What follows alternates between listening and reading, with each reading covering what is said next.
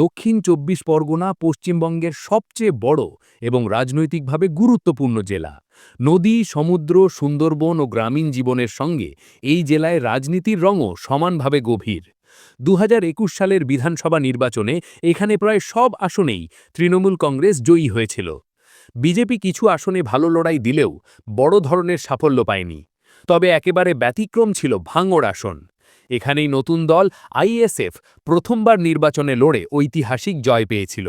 সেই একটি আসনই আজ আইএসএফকে গোটা রাজনীতির আলোচনায় নিয়ে এসেছে। ২০২১-এর পর থেকে দক্ষিণ ২৪ পরগনায় রাজনীতির চিত্র ধীরে ধীরে বদলেছে।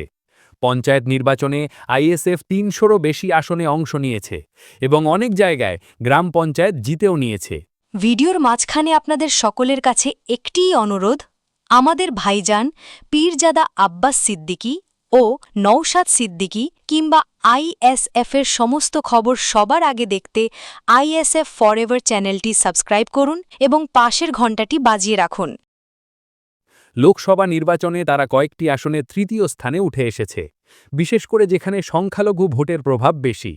এসব মিলিয়ে বোঝা যায় দক্ষিণ ২৪ পরগনা আর শুধু তৃণমূল বনাম বিজেপি নয়, আইএসএফ এখন ধীরে ধীরে এক বিকল্প শক্তি হিসেবে দাঁড়াচ্ছে।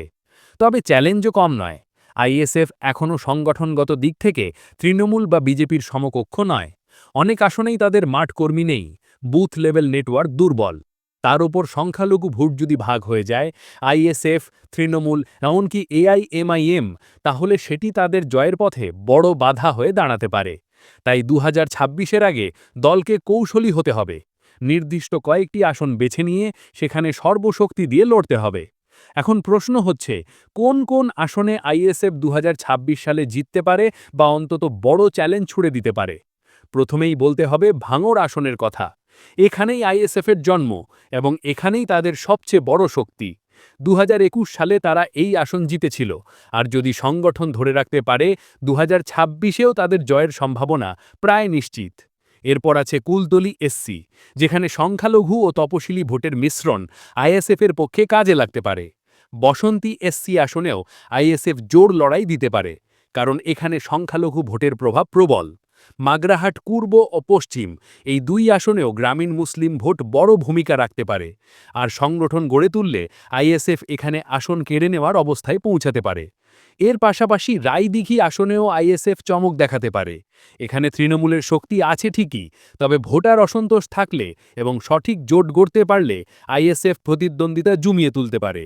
কুলপি আসনেও একই চিত্র, সংগঠন শক্তিশালী করা গেলে জয়ের পথ খোলা থাকবে। অন্যদিকে সাগর, পাথর প্রতিমা, কাকদ্বীপ বা গোসাবার মতো আসনে এখনও তৃণমূল অনেকটা এগিয়ে আছে। সুতরাং এসব জায়গায় আইএসএফ এখনও দুর্বল প্রতিদ্বন্দ্বী মাত্র। তবে ভাঙড়, কুলতলি, বসন্তী, মাগরাহাট, রায়দিঘি আর কুলপির মতো আসনগুলোতে তারা সত্যিই মানুষের ভোট কেড়ে নিতে পারে এবং কয়েকটি আসন জেতার মতো শক্তি গড়ে তুলতে পারে। আইএসএফ যদি সত্যিই দক্ষিণ ২৪ পরগনায় নিজেদের জমি শক্ত করতে চায়, তবে তাদের তিনটি বিষয়ে জোর দিতে হবে। প্রথমত, গ্রামীণ স্তরে সংগঠন গড়ে তোলা।